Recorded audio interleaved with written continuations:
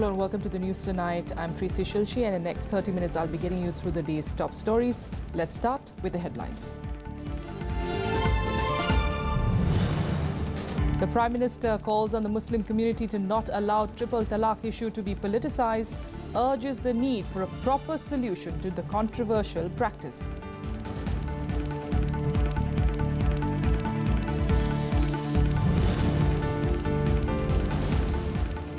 Chief Election Commissioner reiterates that EVMs are tamper-proof, says VVPAT will be used in all coming elections to bring more transparency to the election process.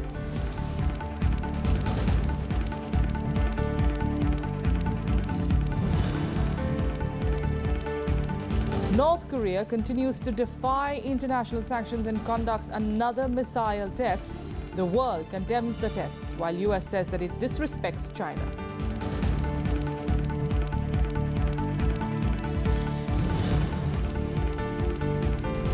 And India's challenge at the Badminton Asia Championships ends. PV Sindhu crashes out in the quarterfinals.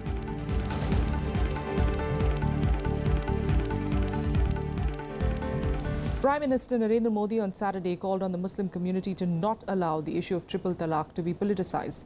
He also urged reformers of the community to find a proper solution to end the controversial practice. Modi was addressing a gathering at New Delhi on the occasion of Basav Jayanti, a social reformer. Prime Minister Narendra Modi on Saturday appealed to the Muslim community to have an open mind about the triple talaq issue. Speaking on the occasion of Basav Jayanti in New Delhi, Modi expressed hope that progressive Muslims would come forward to protect women from ill effects of triple talaq. मुसलमान समाज में से भी ऐसे प्रबुद्ध लोग पैदा होंगे, आगे आएंगे और मुस्लिम बेटियों को उनके साथ जो गुजर रही है, जो बीत रही है, उसके खिलाफ वो खुद लड़ाई लड़ेंगे और कभी न कभी रास्ता निकालेंगे। और हिंदुस्तान के ही प्रबुद्ध मुसलमान को निकलेंगे, दुनिया के मुसलमानों को रास्ता दिखाने की ताकत रखते हैं। Modi also urged the Muslim community to refrain from politicizing the issue. He went on to say that there should be no discrimination in the country, adding that Sabka Saath, Sabka Vikas is the motto of his government. ये भारत की मिट्टी की ताकत है कि 3 तलाक के संकट से गुजर रही हमारी माताओं बहनों को भी बचाने के लिए उसी समाज से लोग आएंगे। और मैं मुसलमान समाज के लोगों से भी आग्रह करूंगा कि इस मसले को राजनीति के दायरे में मत जाने दीजिए। आप आगे आइए, समस्या का समाधान कीजिए और वो समाधान का आनंद कुछ और होगा, आने वाली पीढ़ियों तक उससे ताकत मिलेगी। जो औरतें मुस्लिम धर्म, मुस्लिम रीति रिवाज के मुताबिक निकाह करती हैं, उनको पहले से पता होता है कि तलाक कैसे होती है। तो ये कोई ऐसा नहीं है कि अचानक कोई बात हो जाती है। तो मज़हब की चूँकि मामला है, मज़हब की बात है, लिहाजा हमने तो पहले भी कहा कि मजहबी लोगों को इसको हल करना चाहिए। The Prime Minister's statement has evoked mixed reactions from the political spectrum. Women rights should be given to every woman of this country belonging to any community, but nothing can be imposed on the community. It would be best that the community is taken into confidence and the community stands up for women's right. खेद की बात यह है, जब Bharatiya Janata party के नेता इसके बारे में बोलते हैं, वो मुस्लिम महिलाओं की तरफ उनके अधिकारों के लिए नहीं सोच रहे हैं। वो केवल एक राजनीतिक तुच्छ समझ को लेकर किसी कम्युनिटी को किस रूप में हम और इसको अलग थलग करें, वो रवैया है उनका। जिन लोग खुद शीशे के मकान में बैठे हैं, उन्हें दूसरों के मकान में पत्थर नहीं फेंकना चाहिए। हिंदू धर्म में भी बहुत खराबी है और सबसे बड़ी खराबी तो कास्ट सिस्टम है, तो इसको भी इरेडिकेट करें, तब मुसलमानों से कहें कि तुम सुधार करो।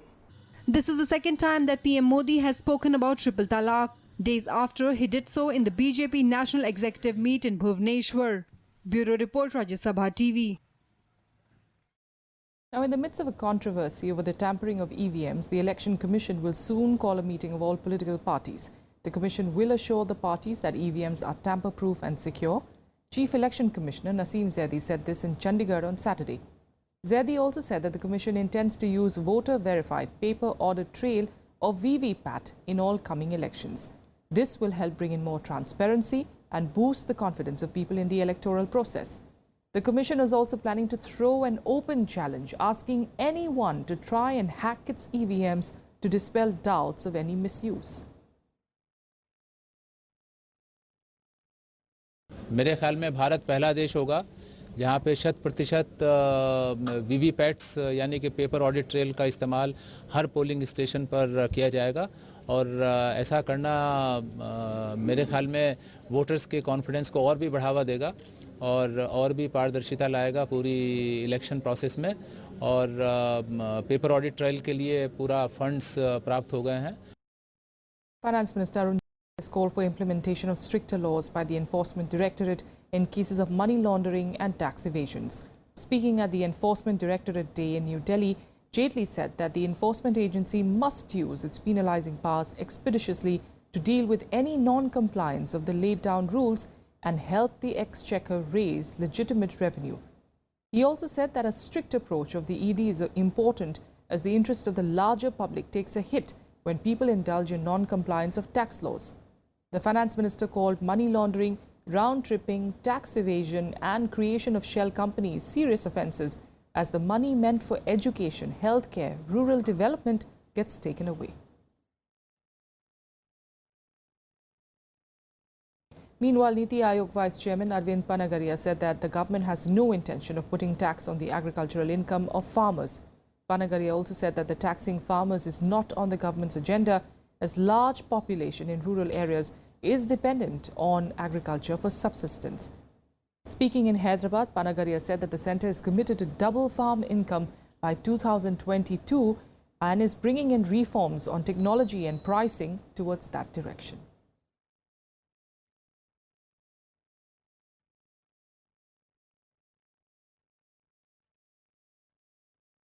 Let's listen in to more of what Arvind Panagaria said a while back. जब प्रधानमंत्री ये बात कर रहे हैं कि मुझे फार्मर्स की इनकम 2022 तक डबल करनी है, ऐसी स्थिति में फार्मर्स की इनकम को टैक्स करने का कोई प्रश्न ही नहीं होता. और हमारे तो जो 80% गरीब हैं वो गांव में हैं, जो खेती पर ही निर्भर करते हैं, तो उन पर टैक्स लगाने का कोई प्रश्न कैसे उठता है. In a major reshuffle in the lower judiciary in Uttar Pradesh, the Allahabad High Court on Saturday transferred close to 400 judicial officers. The transferred judicial officers included nearly half of the additional district and sessions judge rank. According to the court's notification, 199 additional district judges posted in regular courts and other 8 of the same rank posted at fast-track courts were transferred. The court has directed all judicial officers to keep themselves ready to hand over charge at their present place of posting on the 8th of May. Mumbai police has said that it has no information on underworld don and India's most wanted criminal Dawood Ibrahim's death. This after unconfirmed media reports on Friday claiming that the mastermind behind the 1993 Mumbai blasts had died following a heart attack in Karachi. However, further media reports also claim that Dawood's longtime aide Chota Shakil has denied the reports, saying that the underworld don is fine.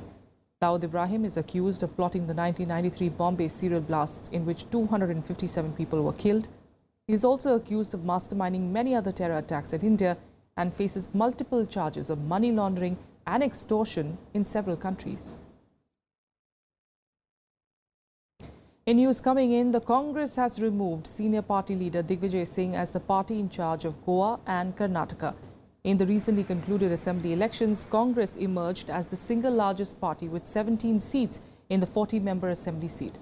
However, under Singh's command, the party failed to strike an alliance with other parties and stake claims to the governor.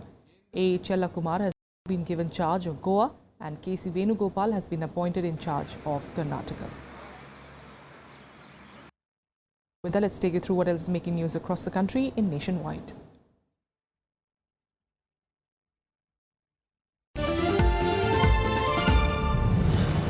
At least 3 children were injured on Saturday after a low-intensity bomb exploded in a Patna school. According to reports, the incident took place on the rooftop of the school in Patna's Khajekala. Injured students were rushed for treatment. An investigation has been launched.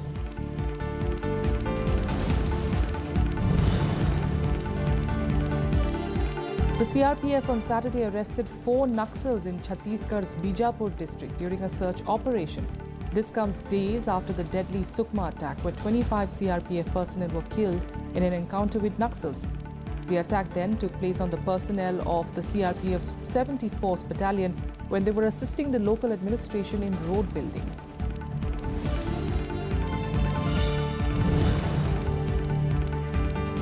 Delhi Chief Minister Arvind Kejriwal has admitted that Aam Aadmi Party has made mistakes and there was a need to introspect. He said that there must be a course correction after the party's crushing defeat in the recent civic polls. He said this after his interaction with volunteers and voters.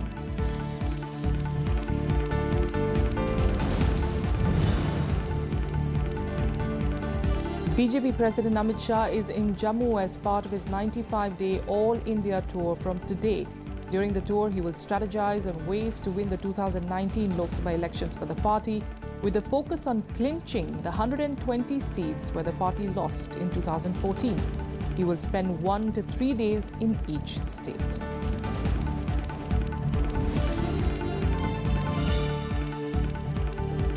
With that, a quick break here. We'll be back with more news in a bit. Stay with us.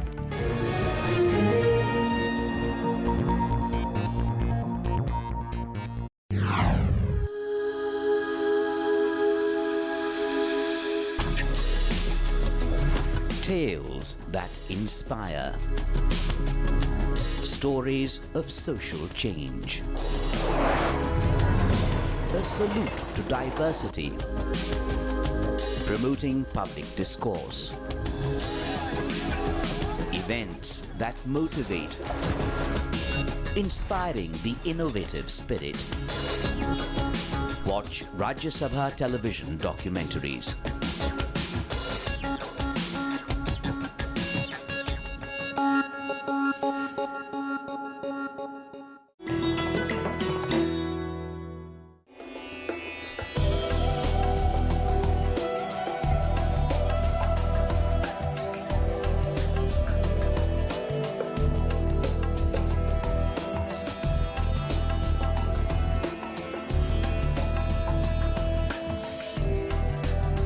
Hampi, the austere, grandiose site, was the capital of the last great Hindu kingdom of Vijayanagar. Enriched by the cotton and the spice trade, Hampi was one of the most beautiful cities of the medieval world. Its palaces and Dravidian temples were admired by Arab, Portuguese and Italian travelers. Built between 1336 to 1570 AD, the city was pillaged over a period of 6 months before being abandoned, and is now one of the most striking ruins of the world.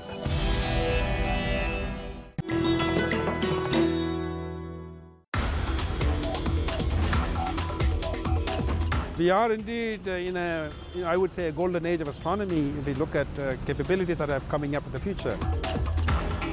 One of the key projects that the Institute of Astrophysics is involved in is the 30-meter telescope project, which is a global project to look at, to build the largest telescope on ground. This is a consortium of many countries. India is partner in that. India has roles where we bring in nearly 70% of the contribution in kind. Watch Eureka with Dr. P. Srikumar, Director, Indian Institute of Astrophysics, only on Rajya Sabha television.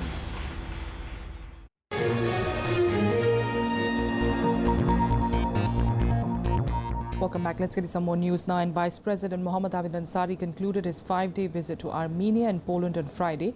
During the visit, he held talks with the top leadership of the two countries on a wide range of issues. He also emphasized on the need to tackle the scourge of terrorism. Long-standing friendly relationship of India with Armenia and Poland received a new impetus and direction after Vice President Mohammad Hamid Ansari's visit.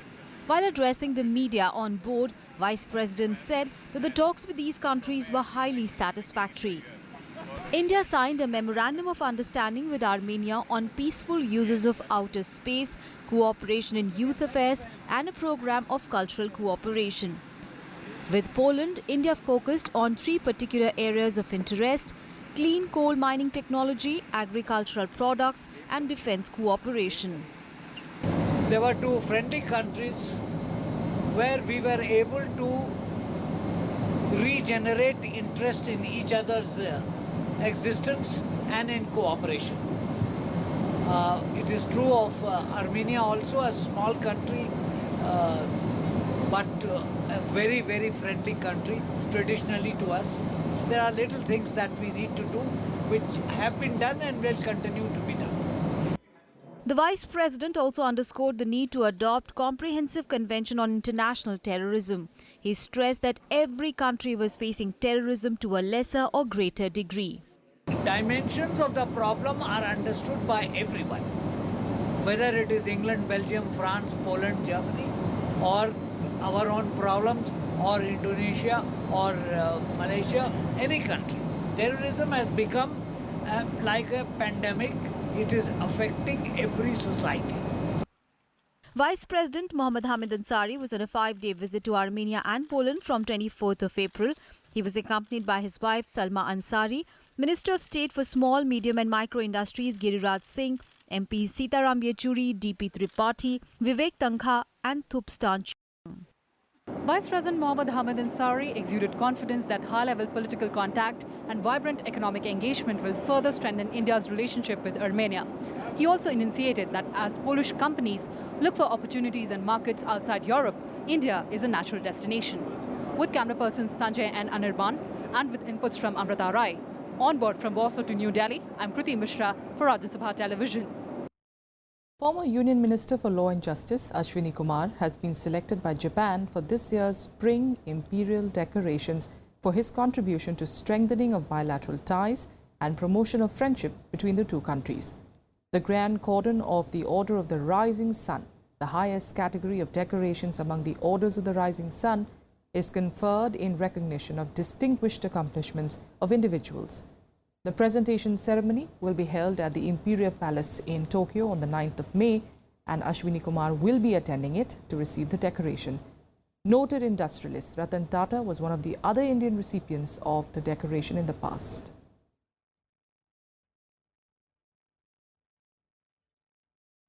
Now, as the annual ASEAN summit kicked off in Manila on Saturday, North Korea test-fired a ballistic missile despite rising tensions in the region. US President Donald Trump condemned the test, saying that Pyongyang had disrespected China in conducting it.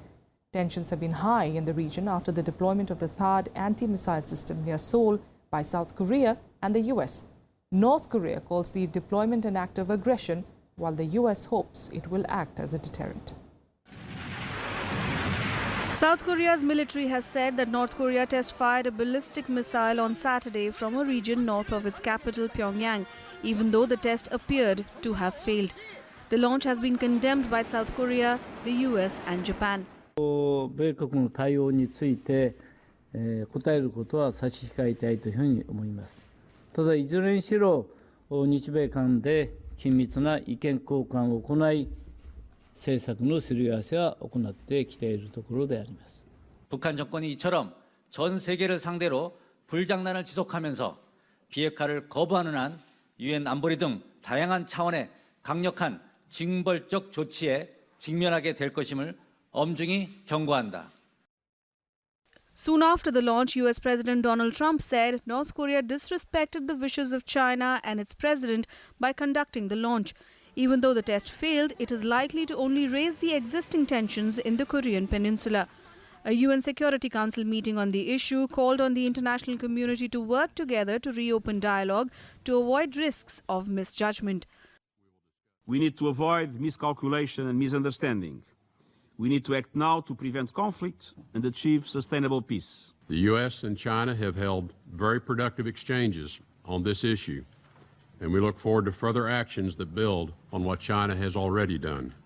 In order to change such strategic calculus of Pyongyang and induce changes from within, we could take potent measures such as halting the export and supply of crude oil to North Korea, completely cutting off North Korea's hard currency earnings by, for instance, stopping all imports of coal from North Korea, and seriously considering whether North Korea, a serial offender, is qualified as a member of the United Nations, as well as downgrading diplomatic relations with North Korea. Let me be clear. Our goal is not bring North Korea to its knees, but to bring it back to the negotiating table for genuine denuclearization. However, Russia and China cautioned the US against threatening military force to curb North Korea. Russia says the use of force would be completely unacceptable, even as China reiterated the need for dialogue to resolve the escalating crisis. Воинственная риторика, сопряженная с опрометчивой игрой мускулами, привела к тому, что во всем мире всерьез стали гадать, будет война или нет. Как известно, в условиях такой напряженности один необдуманный либо неверно истолкованный шаг. 第二个基本方向是坚持对话谈判解决的道路。武力解决不了问题，反而会造成更大的灾难。对话谈判是唯一的出路，也是各方的明智的选择。 On Friday, US President Donald Trump had said that a major conflict with North Korea was possible over its nuclear and ballistic missile programs. Tension in the Korean peninsula escalated earlier this week when the US and South Korea deployed the THAAD anti-missile system south of Seoul.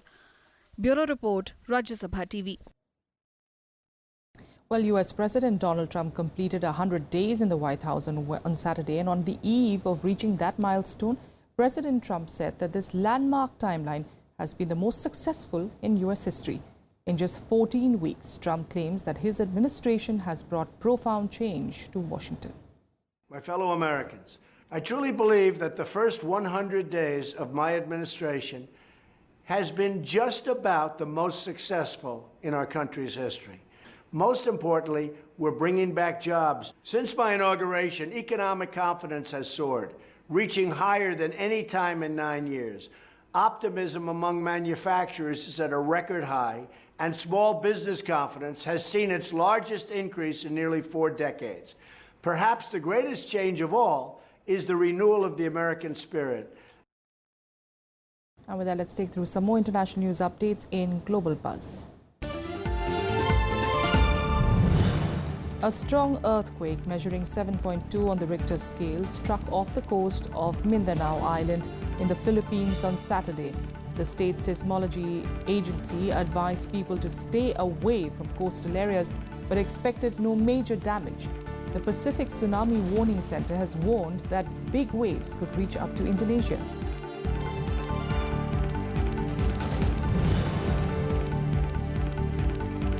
Pope Francis has pleaded for peace during a visit to Egypt as he attended a service in solidarity with the embattled Coptic minority at a church bombed by the Islamic State group.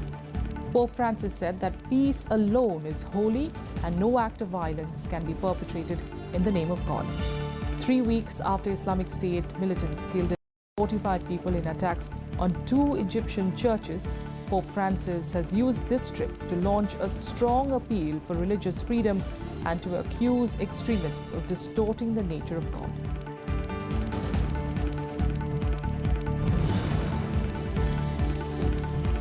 Clashes broke out in Rio de Janeiro, Brazil, when police firing tear gas in efforts to clear roadways blocked by burning barricades.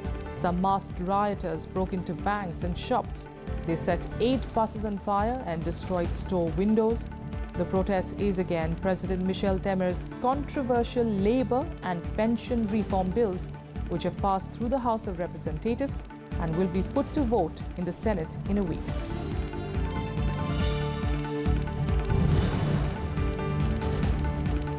In a bid to ease international isolation, Palestine's Islamic fundamentalist organization, Hamas, has decided to unveil a new version of its founding charter. Hamas's leadership will publish a supplementary charter in Qatar on Monday that will formally accept the idea of a state in the territories occupied by Israel in the Six-Day War of 1967. However, the original 1988 charter that called for the destruction of Israel will not be dropped, and there will be no recognition of Israel in the new charter.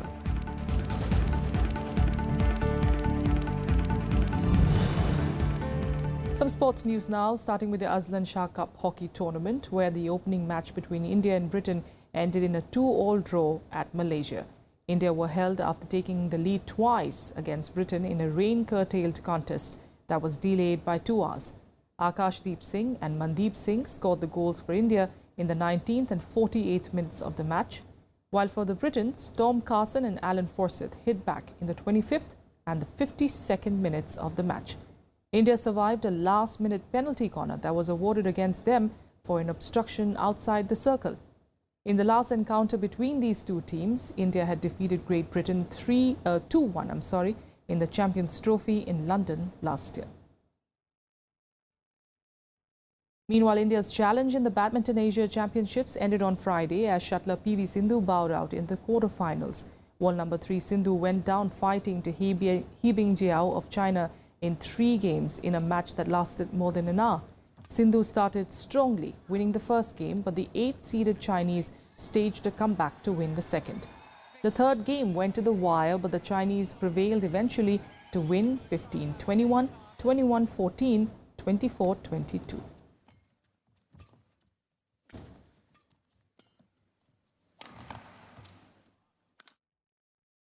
That's all we have for you in the news tonight. Thank you so much for joining us.